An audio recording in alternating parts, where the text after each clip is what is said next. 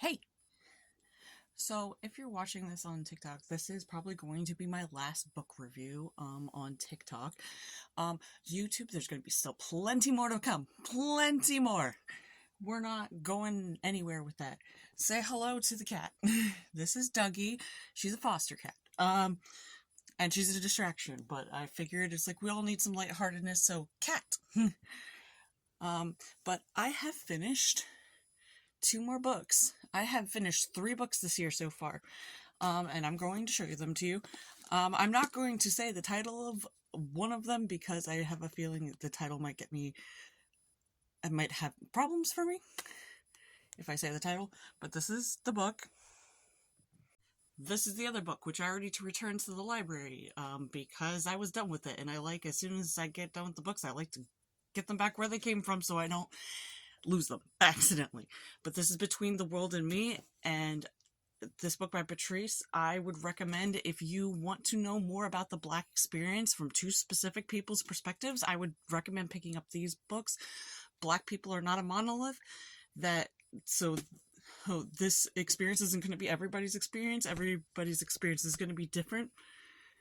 But I feel like oftentimes the media portrays us as it's generally so much portrayal about Black oppression and Black suffering that we don't get to see the person as a full human being.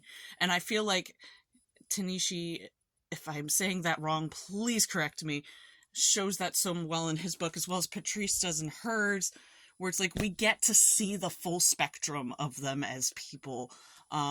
Patrice literally goes through her childhood and brings you with her, things that you wouldn't have expected. There's one part where it's she's a child and they raid her house, and that was literally what made me go, I did not understand the amount sometimes that police brutality can fully go to, because these were children and they were being bullied by police officers. These were children in their own house that was being raided for ridiculous reasons like drugs. And it's ridiculous. No child should have to experience that. So, in Patrice's book, you see how the Black Lives Matter movement comes into being, all the struggles. You have the hashtag of Say Her Name.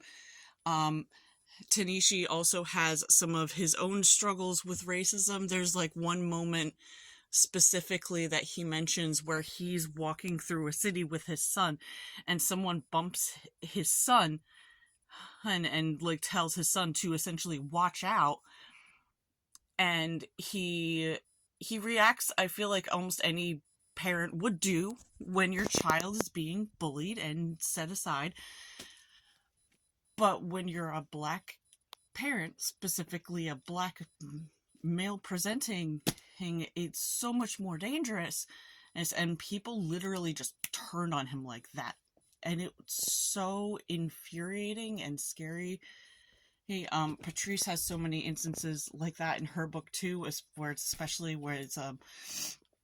Black women and Black trans people and Black non-binary people just trying to defend themselves, trying to make sure they keep themselves safe, and then they are taken out for it, which is why you have the hashtag Say Her Name and stuff like that. With all the struggles in there, though, there are so many moments of joy. Patrice shows not only her struggles, but the little moments of joy that she was able to capture. This person was special to me, this person was there for me in this hard time, and it's so refreshing to see Black joy along with Black pain and suffering and oppression. Because like I said, it's I feel after reading this, that I know Patrice better as a person. I don't know her personally, it's just from what I've read in this book, but I feel like I know her personally. And I feel like I understand and know Tanashi better after reading this book as well, because his whole thing is between the world and me. The world being the white people, the dreamers, the people who have convinced themselves that they are white and lost their heritage, versus him and them wanting to control his body, to control his friends' bodies, to control his son's body. And even in his, we find like moments of beautiful joy. Like he talks about his college experience that he calls the Mecca, which I believe, if I remember correctly, was Howard University. I could be wrong. But the moments of joy that he has there with his friends, with his future wife, with his children.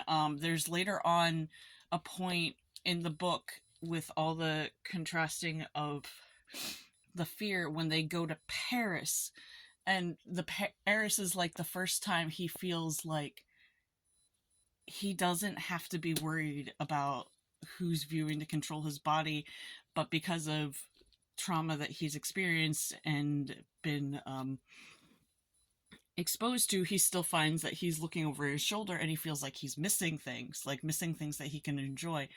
And so he starts pointing out things to his son on the trip, because he was like, I want my kid to understand how precious this moment is, that we don't have to worry about what's going to happen to us in this moment.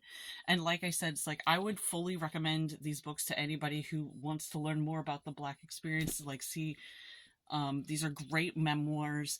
Tanashi's a wonderful writer. Patrice, with her co-writer Asha, like, paints the picture so well. And both of these were not easy reads, but they were fast reads. They're so much easier to get through when it comes to like a time constraint. They're both like about 200 pages ish. I think this one's like 250, the other one's like 200. And so it's like, if you're looking for something that you're like, I want to go deeper, but I don't know where to start, I would recommend reading both of these books. So I'm going to show the book real quick, so that way you know the last book, so you know what it is. But yeah, I would definitely recommend these books. I rated both these 5-star and says like, this is essential reading. Like, even Toni Morrison said that this is essential reading. She said it's like, she said in her foreword that when James Baldwin died, she didn't know who was going to take his place. And then she read Tanashi's book, and she was like, it's Tanashi. Tanashi is filling the gap that James Baldwin left. So yeah, I would totally recommend these books. Happy reading. And yeah.